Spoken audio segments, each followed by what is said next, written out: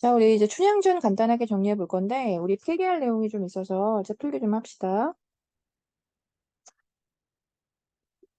자, 내용이 일단 뭐 어렵진 않습니다. 자, 근데 이게 장르적인 어떤 특색을 좀 가지고 있기 때문에 먼저 간단하게 정리해 보자.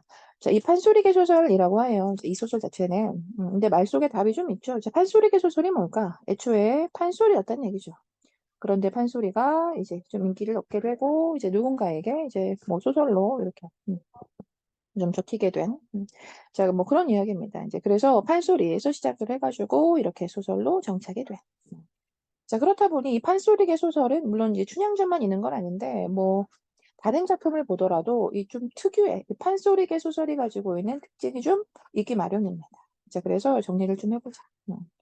자, 먼저 일단 판소리일 때는 얘들아 그 노래하는 사람을 뭐라고 하냐면 이 판소리 창자라고 하거든요. 그래서 먼저 이 판소리 창자가 특정한 장면에서는 막 자기가 자신의 감정을 좀 이렇게 섞어서 이제 뭐 풀어내기도 하고 좀 그렇거든요. 그래서 그 흔적이 역시나 고스란히 이 소설에 좀 남아있긴 합니다. 그래서 이제 판소리 창자는 애초에 그 노래를, 그 이야기를 뭐 들려줄 때 부분적으로 이제 자기가 이제 극 중에 좀 개입하는 이제 그런 성격을 좀 가지는데 이제 그것이 그냥 그대로 소설에도 좀 남아있다. 그래서 소설에서는 뭐라고 하냐면 이 판소리 창자의 개입이 어떤 뭐 개입의 흔적이 남아있다. 이래도 되고요. 우린 그게 소설이다 보니 이렇게 서술자의 뭐 편집자적 논평으로 이제 분석을 하게 되는 거죠. 그래서 이 말 그렇게 어려운 말 아니고요. 그 특정한 장면이 있으면 그 장면과 관련된 뭐 자신의 정서라든지 뭐 혹은 견해라든지 뭐 이런 것들을 그 자기가 직접 노출을 좀 하는 뭐 그런 성격이거든요. 그래서 이게 판소리일 때는 이제 판소리 창자의 개입이 드러난 부분이라고 할 텐데 이게 소설이다 보니 이제 그런 부분이 그냥 그대로 좀 서술자의 편집자적 논평이 남아있다라고 하게 되는 거예요. 음. 자, 그리고 이제 판소리는 이런 특징도 있어. 우리가 특정한 장면이 좀 재미있거나 많은 사람들이 좀 이렇게 흥미로워하는 이제 그런 부분이라면 유독 그 지점을 좀 그렇게 길게 늘려서 부르긴 하거든요. 자, 그래서 이제 그것이 그냥 그대로 이 소설에도 그 흔적이 좀 남아있거든요. 그래서 일단 이건 뭐 내용부터 먼저 써볼게. 그러니까 좀 감동적인 부분이라든지 아니면 이제 많은 사람들한테 좀 흥미를 이제 느끼게 하게 되는 이제 그런 장면에서는 이 판소리 자체에서 좀 그런 장면은 뭐다 좀 길게 늘려서 부른다. 그런데 그 흔적이 그대로 그 소설 속에 남아있다.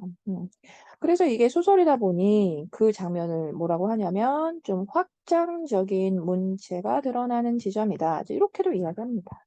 자, 일단 본문에서 연결해 볼 텐데 뭐 어려운 내용은 아닙니다.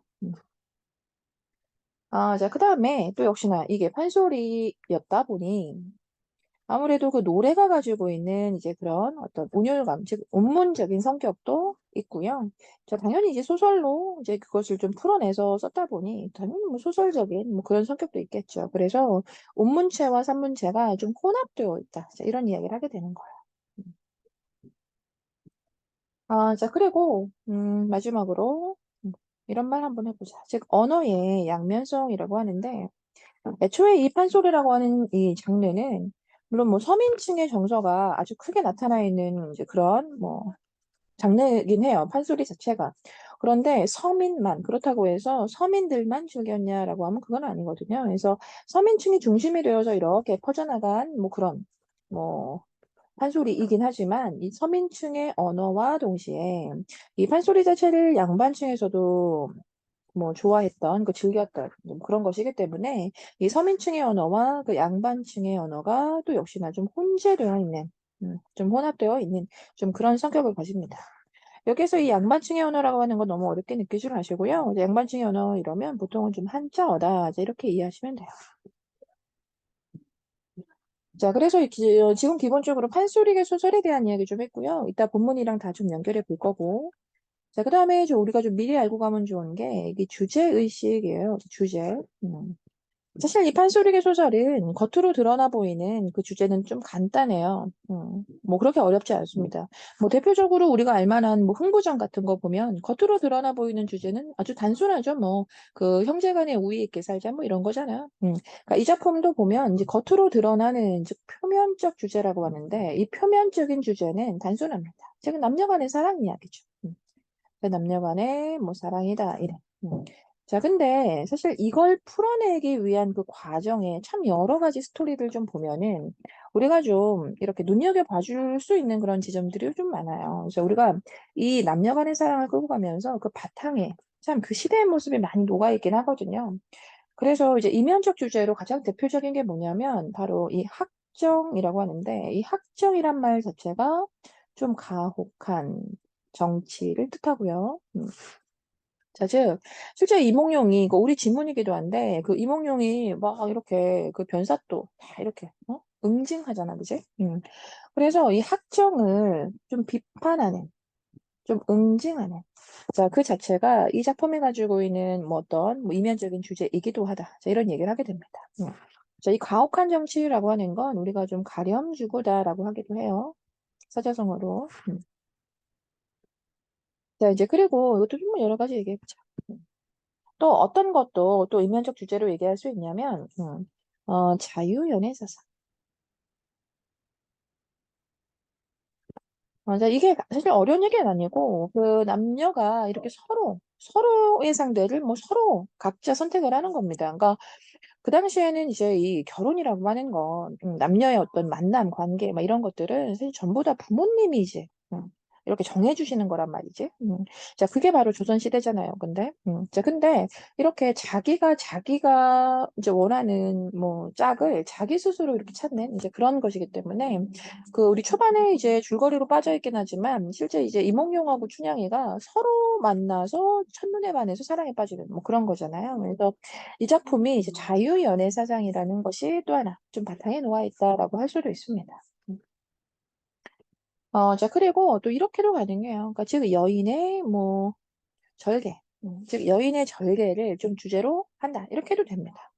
자, 결국은 뭐냐면 이 춘향이가 그 옥속에서 결국 자기가 지조나 절개를 지킨 이유 때문에, 그쵸? 그 자기 남자에 대한 이런 절개나 지조를 내세운 것 때문에 결국 행복한 결말로 끝나게 된 거잖아요. 그래서 이 여인의 절개를 또 하나의 그 이면적 주제로 볼 수 있고요. 그리고 이런 건 뭐 너무나 유교적인 이제 그런 덕목이기도 하죠. 그 시대에. 음. 자, 그리고 그러니까 되게 다양하죠. 그죠? 그러니까 이면적 주제는 이렇게 좀 다양하게 볼 수 있거든요. 그래서 뭐 하나 더 해보자. 그러니까 즉 이게 신분 상승에 대한 욕구. 자, 이렇게도 풀어낼 수 있습니다. 신분 상승에 대한 욕구가 드러난다.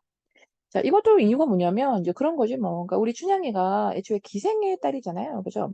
그래서 그 신분으로 보자면 그냥 평민이거든요. 자, 평민인데 결국은 그 양반과 이제 서로 좋아서 이제 결국 결혼까지 하고 마지막에 그 줄거리 부분 보시면 이제 그 높은 그 정열 부인의 봉해지거든요. 그래서 그 당시에 이제 서민들이 가지고 있는 이런 신분 상승 욕구가 또 뭐 어느 정도는 또 반영이 됐을 것이다. 자, 이런 이야기도 하게 됩니다. 자, 아시겠죠? 그리고 뭐 추가 설명 필요 없는 얘기 하나 더 해보자. 자, 인간 평등 사상. 뭐 이런 것도 이제 또 하나의 그 이면적 주제로 얘기할 수도 있고요. 자, 아시겠죠? 이제 이렇게 해서 뭐 여러 가지 이야기를 했습니다만, 이제 사실 우리가 가장 중요하게 봐줘야 하는 그 이면적 주제가 뭐 여러 가지 있습니다만, 이 중에서 가장 중요한 게 사실 뭐냐라고 하면 학정이죠. 학정에 대한 비판과 응징. 음. 자, 그래서 이 작품은 이 사회 비판적인 그런 요소가 사실 아주 강해요. 그 많은 백성들을 좀 괴롭히기도 하고 착취하기도 하는 이제 그런데 또 그것과는 좀 무관하게 결국 자기의 어떤 생일 잔치는 뭐 아주 뭐 대단하게도 뭐 열고 뭐 그렇잖아요. 그래서 그런 어떤 뭐 사또를 우리의 어사또가 나타나서 이제 응징하고 이제 뭐 잘라버리는 쉽게 말해서 자 그런 내용이기 때문에 이제 좀 사회 비판적인 요소가 강하다. 자 그렇지만 이제 그것을 뭐 무겁게 풀어내진 않았습니다. 자 그래서 좀 해학성이 아주 두드러지는 이제 그런 작품이죠. 자 일단 이 정도로 얘기하고요. 우리 본문 가볼게요. 자 본문 오세요.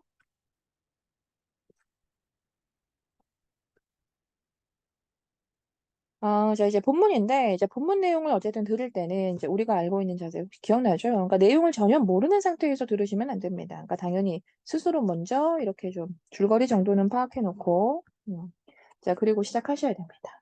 선생님이 다 읽을 게 아니기 때문이죠.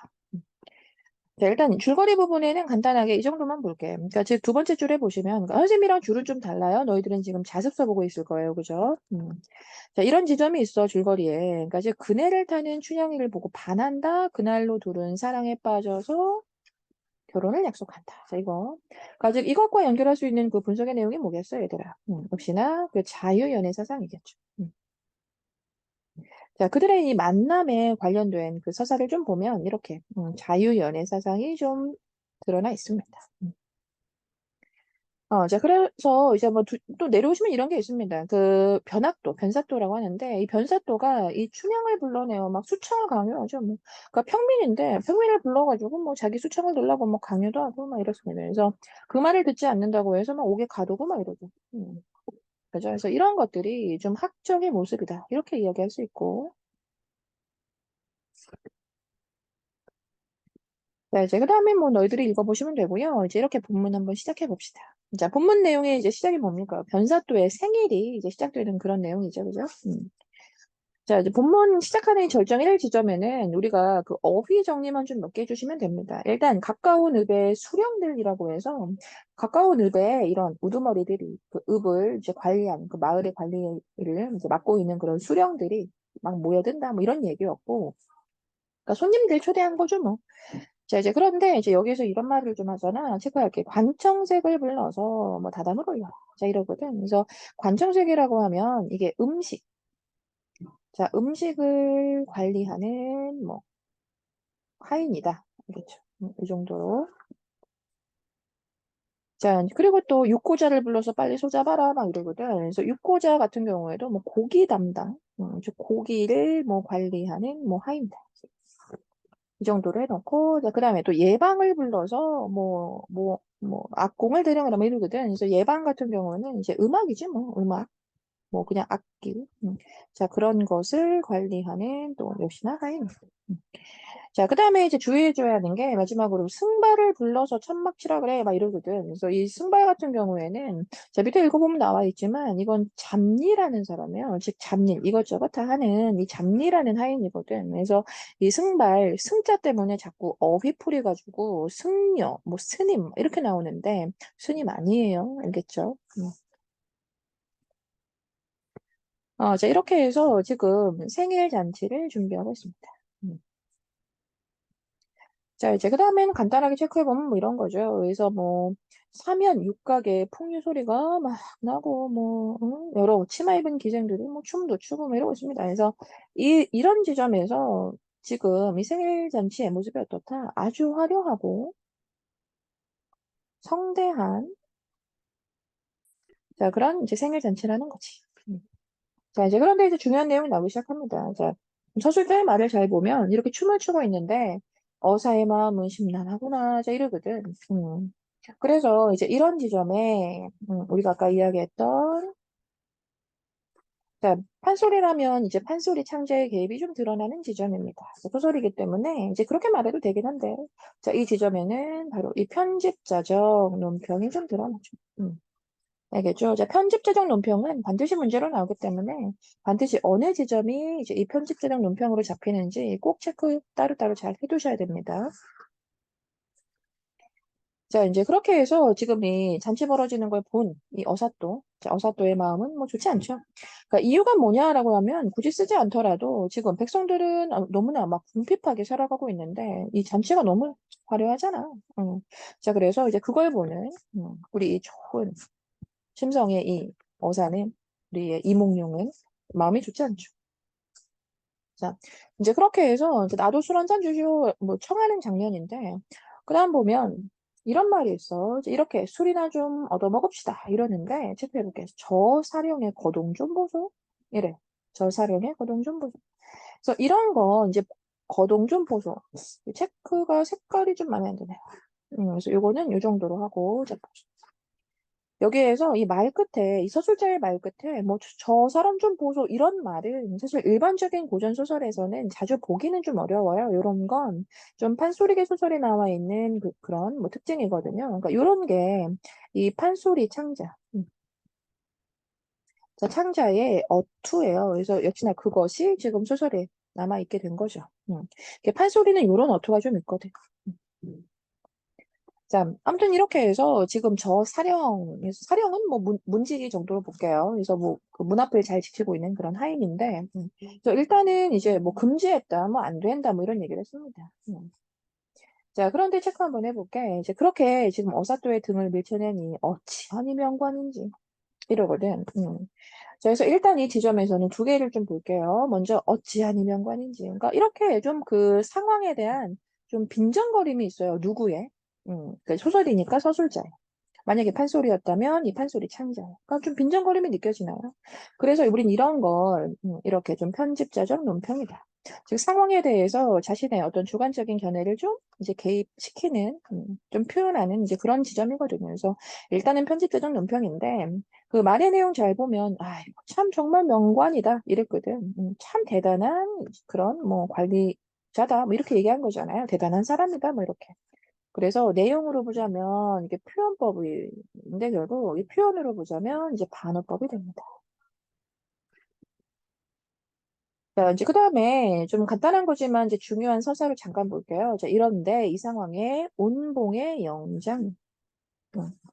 자, 문제로 자주 나오기 때문에 체크해 볼게. 자, 온봉의 영장이 그걸 보고 이런 얘기를 해요. 저 거리네. 지금 의관은 좀 난무한데 좀 양반인 것 같은데 그냥 술 좀 먹여보려는 게 어떨까? 이러거든. 그래서 여기에서 이 온봉의 말을 잘 보면 이건 일단 포인트 바로 얘기하자면 지금 이몽룡인 것. 이몽룡이라고 씁시다. 그러니까 즉 이몽룡인 걸 눈치챈 거니? 그건 아닙니다. 자, 즉 이몽룡이라는 것을 지금 눈치채지 못했어요. 지금 그것과는 무관해요. 음. 단순히 그냥 나와 있는 대로 그 좀 양반의 호의처럼 보이니까 술 먹게 하자라고 해서 단순하게 좀 호의를 베푸는 뭐야 작아져. 음. 네? 어, 작아졌네요. 잠시만요.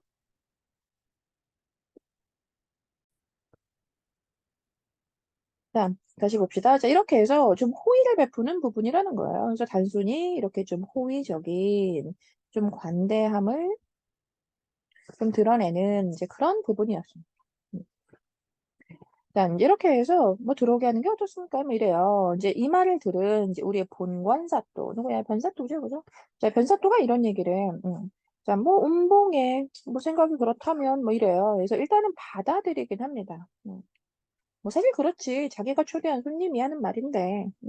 그래서 일단 받아들이긴 하는데, 이제 중요한 건, 자, 다음, 다음 줄 볼게요. 음. 자, 이런 말이 붙어 있는 거예요. 그러니까 일단 뭐 그렇습니다만 이라고는 하긴 하는데, 그 끝말을 뱉고는 입맛이 좀 사납겠네. 이래요. 음. 그래서 이 말에는 이제 실제 좀 정말 뭐 흔쾌히 승낙하는 느낌은 아니죠. 즉 흔쾌히 승낙하는 건 아니고, 좀 마지못해. 이런 느낌이야.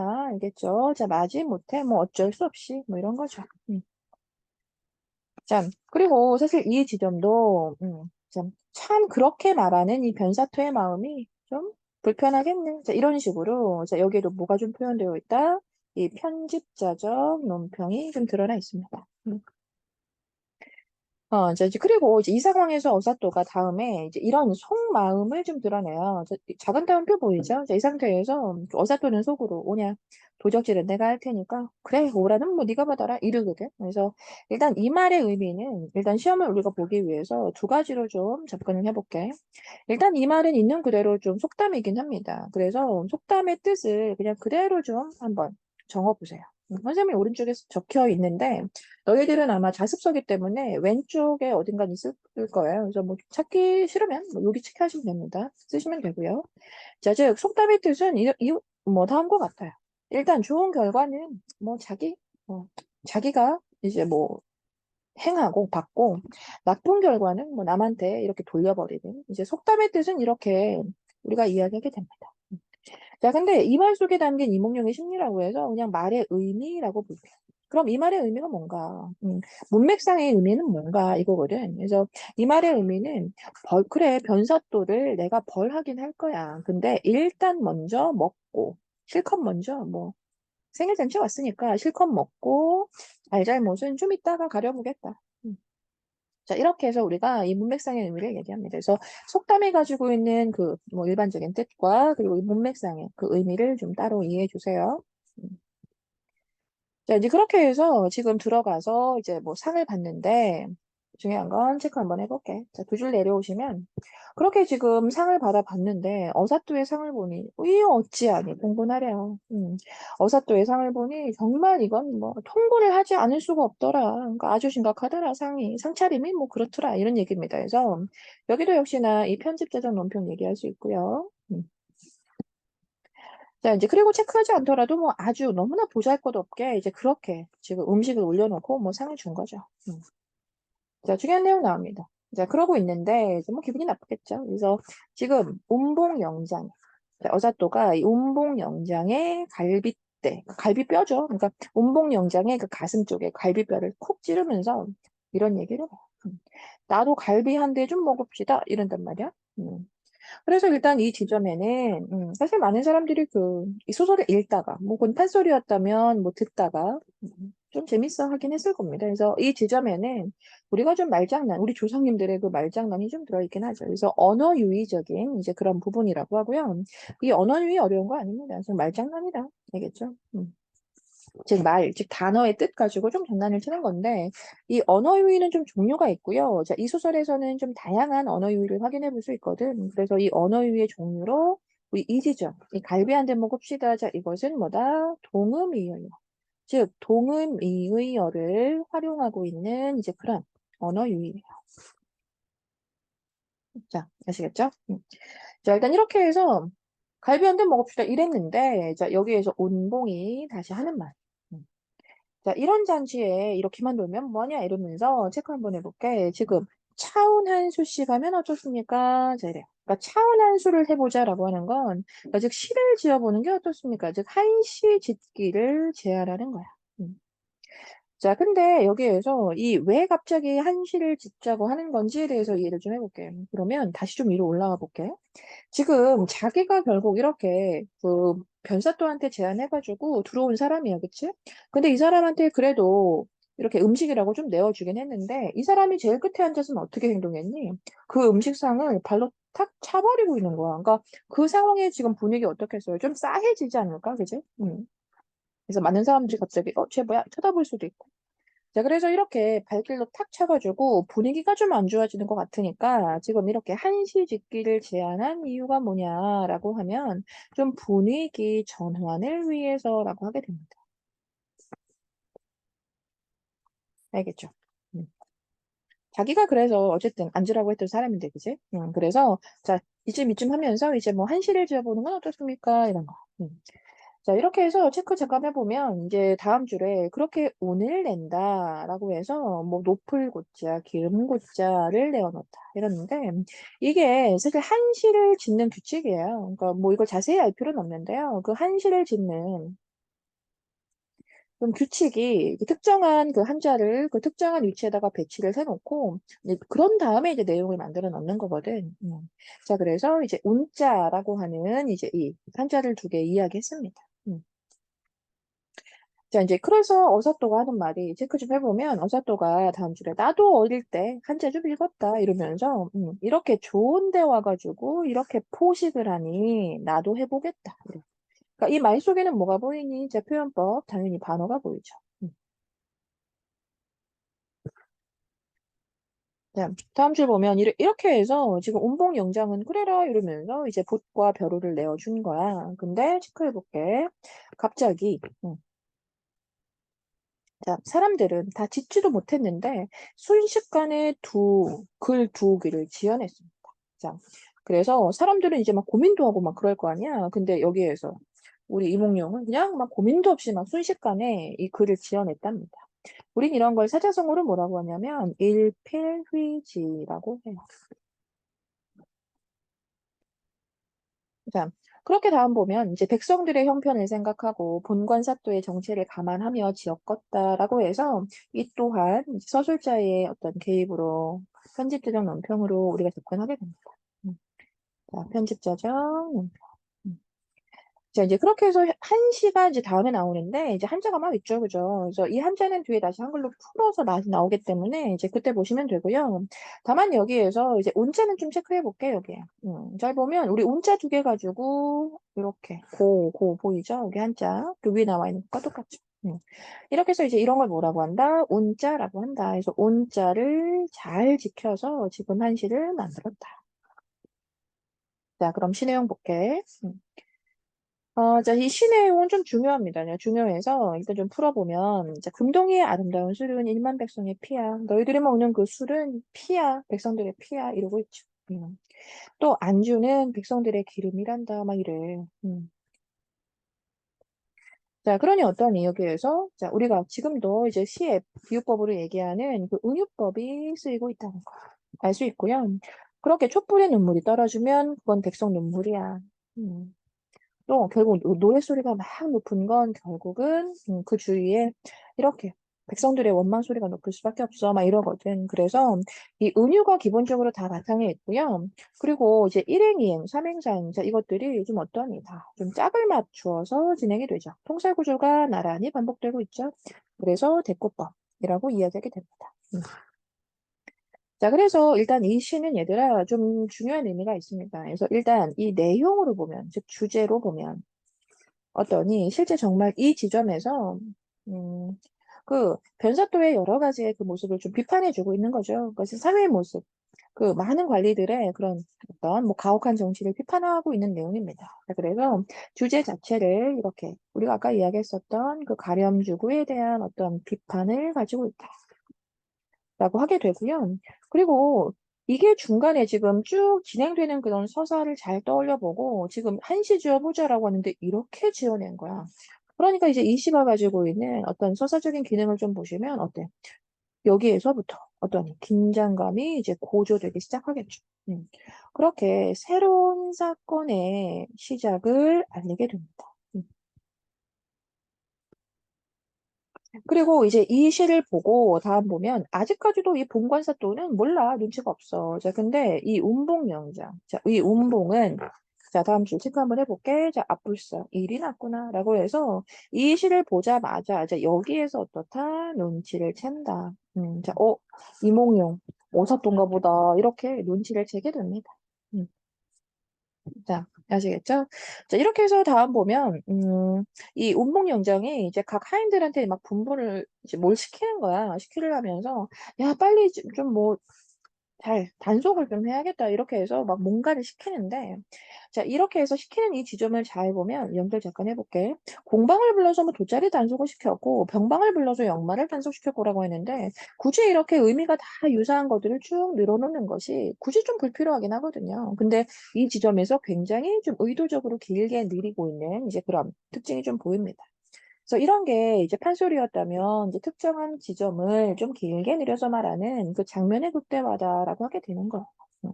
그래서 장면의 극대화 방식이다라고 해도 좋고요. 이제 결국은 글의 형태이기 때문에 자, 좀 확장적인 문체다 이래도 됩니다. 음.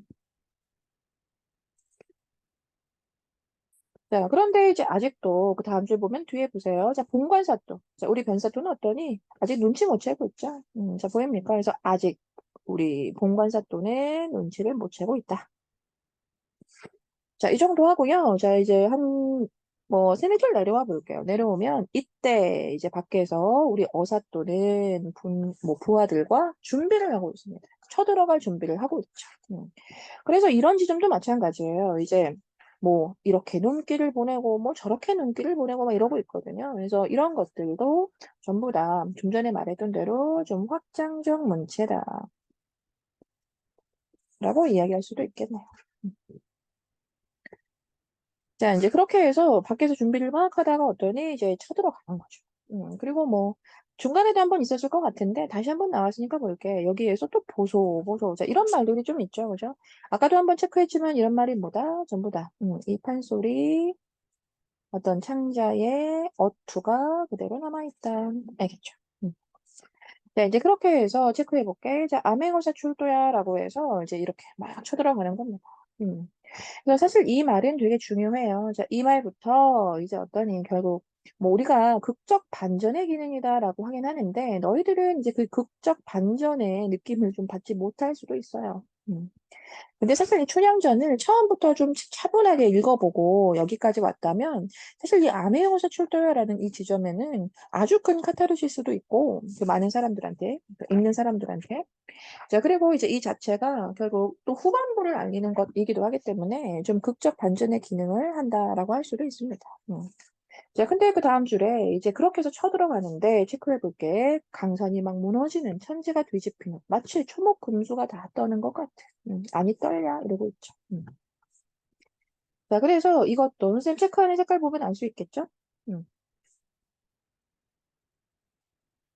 자, 그래서 일단 이 자체도 또 역시나 편집자적 논평으로 우리가 봐주는데, 그 말의 의미를 잘 보면, 그러니까 어떻다는 얘기니, 그러니까 이렇게 해서 지금 암행어사가 출동하는 이 장면의 분위기가 아주 기세가 대단하죠. 그죠? 기세가, 뭐, 혹은 위세가, 아주 대단하다. 자, 그 얘기죠. 그런데 이제 아무리 기세가 대단하다고 해서 정말 강산이 무너지는 정도라고 할 수는 없잖아요. 그래서, 자, 어느 정도는 좀 과장법이 들어있긴 하네요. 자, 이제 그렇게 해서 지금 뭐, 그 다음에 좀 넘어갈게요. 그러니까 그 다음에 이제 여기저기 막 때리고 뭐, 이제 그런 지점입니다. 그거 넘어가시면 되고요. 이제 그렇게 해서 여기, 좀 꽤 내려오면 이런 말들이 있어요. 그러니까 이제 좌수별감은 넋을 잃고 뭐 이방 후방은 다 뭐 혼을 잃고 막 분주하다 막 도망가기 시작합니다. 여기 보이죠? 자, 그래서 이렇게 그 내부에 아주 혼란스러운 모습. 음. 도망가기 바쁘니까, 그지? 이제 혼란스러운 모습을 좀 드러냈는데, 그 모습을 잘 보면, 그 표현한 걸 잘 보면, 뭐, 인괴를 잃고, 강정을 들고, 이런 식의 표현이 있다는 거야, 갑자기. 손에 들고 있던 병보는 다 잃어버리고, 송편을 들고 막 도망가고, 막 이런 거거든. 그래서 그들이 혼란스러워하는 그 모습을 사실 상당히 좀 우스꽝스럽게 표현하긴 했죠. 그리고 이렇게 좀 우스꽝스럽게 표현하는 걸 우리는 좀 희화화라고 하기도 합니다. 음.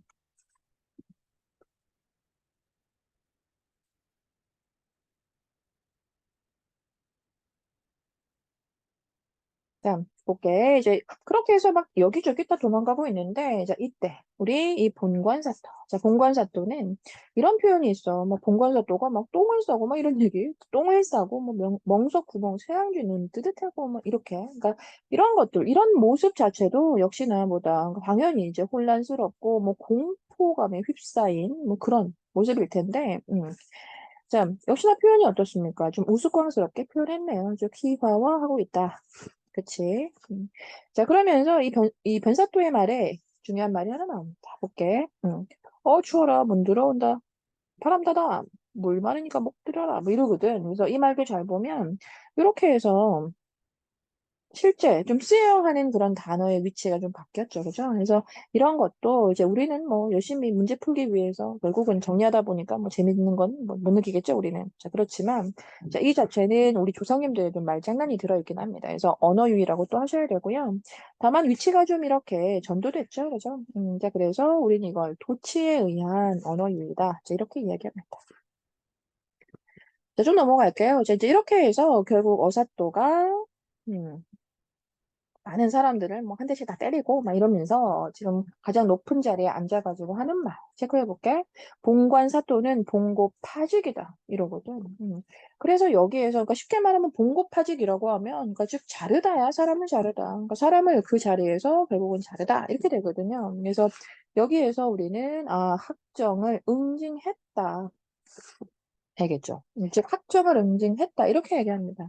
그러니까 변사또 입장에서는 어떠니? 그러니까 즉 인과응보겠죠. 뭐. 그래서 뭐 학적에 대한 응징의 모습이다라고 해도 좋고요. 어떤 인과응보의 모습이다 이래도 좋고. 자 이제 그렇게 해서 변사또는 이제 얘들아 변사또는 이제 그렇게 퇴장을 합니다. 자 그런데 자 그 다음에 이렇게 해서 춘향이 불러다가 그러면은 이제 좀 뭐 다시 만나면 되잖아요. 근데 마지막에 이몽룡이 이런 말을 좀 해요. 자 볼게. 자, 일단은 죄수를 다 올려라 라고 한 다음에 저 계집은? 누구니? 이래. 누군지 모르니? 알잖아? 알면서 모르는 척하지? 자, 그러면서 누구냐고 물어보니까 또 이렇게, 무슨 죄인데? 이런 것도. 음. 자, 이제 그래서 이제 듣는 거죠, 뭐. 그러니까 춘향이다, 뭐 이런 얘기 듣고 나니까 또 이런 말 합니다. 아, 너 같은 애가 무슨 수절을 한다고, 응? 그렇게 포악하게 하는가? 이러면서. 너 내 수청도 거역할 거니? 자, 이런 말을 지금 한다는 거예요. 그래서 지금 이 지점에서 이 이몽룡의 말. 자, 일단 간단하게 보면 뭐 모르는 척 하는 거죠. 모르는 척 행동하는 건데. 뭐 시험에 들게 하다 이래도 됩니다. 즉 모르는 척하고 그 마지막 시험에 좀 들게 하는 자 그런 것이다라고 해도 괜찮고요. 그리고 결국 이 장면에서 우리가 이 이몽룡의 성격을 좀 의문스럽다. 자 이렇게도 얘기해 의문스럽다. 그러니까 즉 알면서도 약간 모르는 척하는 이제 그런 성격인데 그래서 의문스럽다라고 하기도 해. 근데 이런 말도 해. 뭐냐면 우리가 사실 좀 전에 이 변사또를 이렇게 봉고파직한다라고 해서 정말 이제 끝난 것 같았잖아요. 그죠? 그런데 마지막에 다시 한번 그러니까 많은 그 시대의 관객이나 혹은 독자들은 와 이제 드디어 끝났구나라고 생각했을 텐데 마지막에 이몽룡이 다시 또 모르는 척을 하면서 너 내 수청도 거역하겠니? 라고 해서 어떠니 많은 사람들이 그 당시에 이걸 읽으면서 뭐지? 이러면서 긴장감이 다시 올라갈 수 있거든요. 그래서 이런 마지막에 어떤 다시 한번 긴장감을 좀 이렇게 올리는 이제 그런 어떤 뭐 내용이다, 구조다라고 보시면 됩니다. 음. 자, 이제 근데 선생님이 그 중간에 이제 좀 넘어간 구절이 있어서 다시 와보면 그 중간에 이제 어떤 하인이 이렇게 말해. 쟤는 본관사 또 수청들라고 부르는데 그 수절이 정절이라고.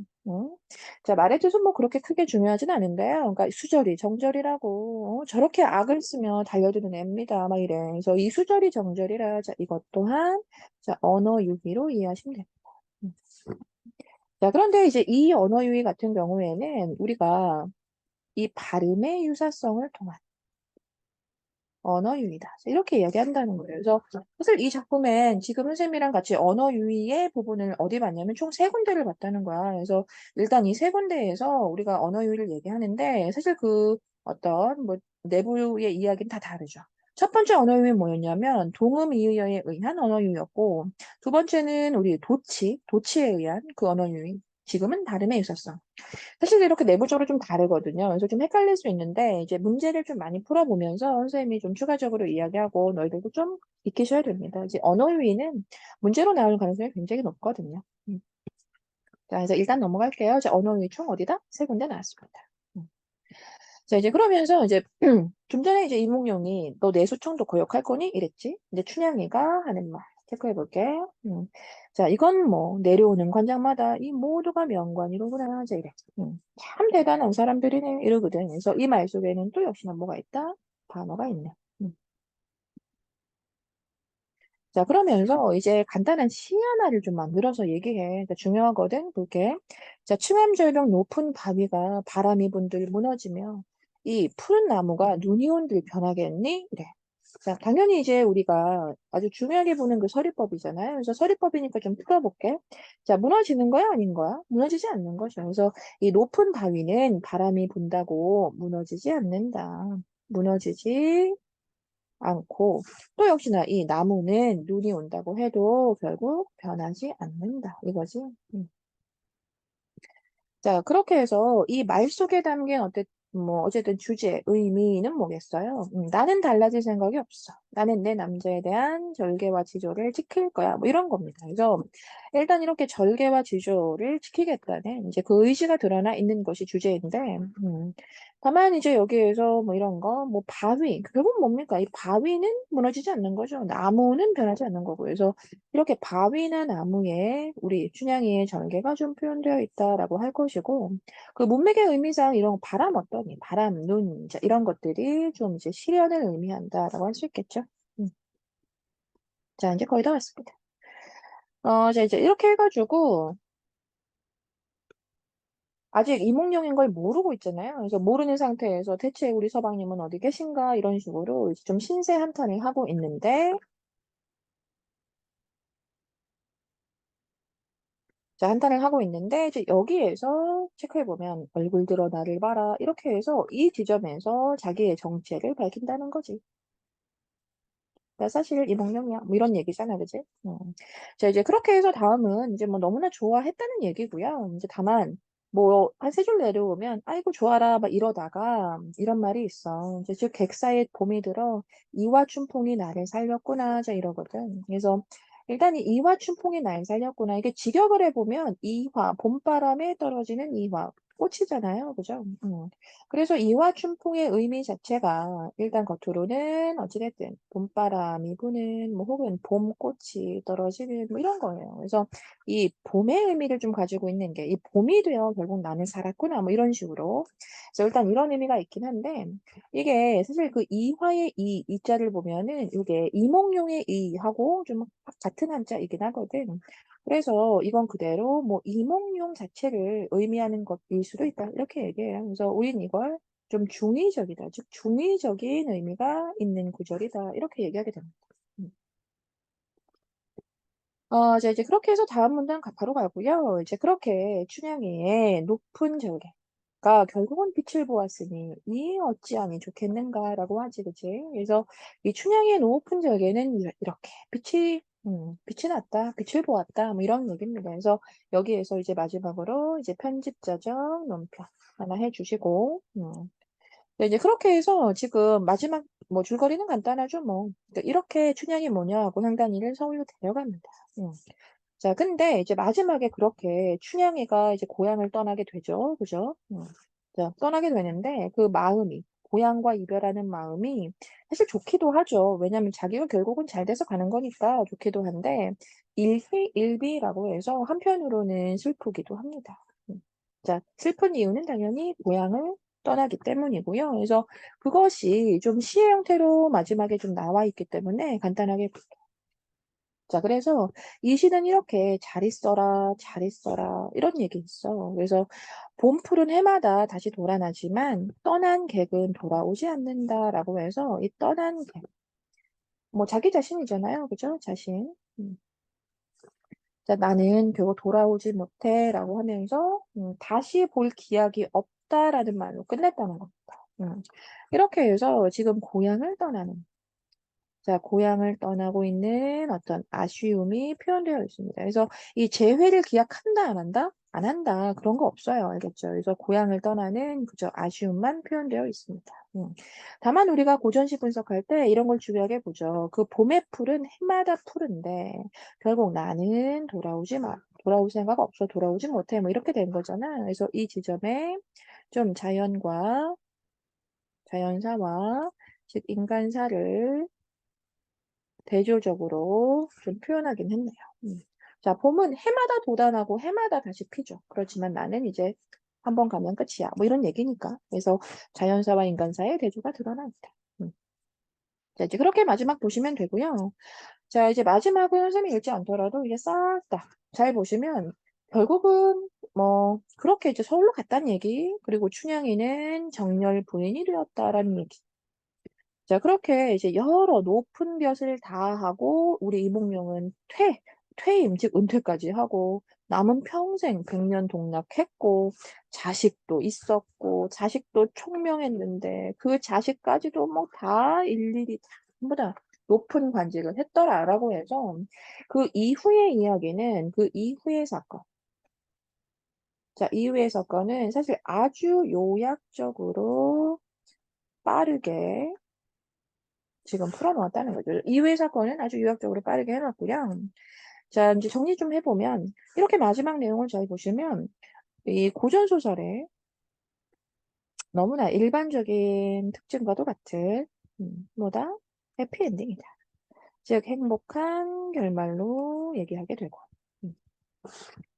자, 그리고 이제 마지막으로 하나만 연결합시다. 자, 이렇게 해서 춘향이가 정열분이 되었다죠, 이거잖아요. 그래서 이런 게 우리가 아까 주제의식에서 얘기했던 뭐겠어요? 즉, 신분 상승에 대한 그 당시 서민들의 욕구가 좀 반영되었다라고 하긴 합니다. 네, 아시겠죠?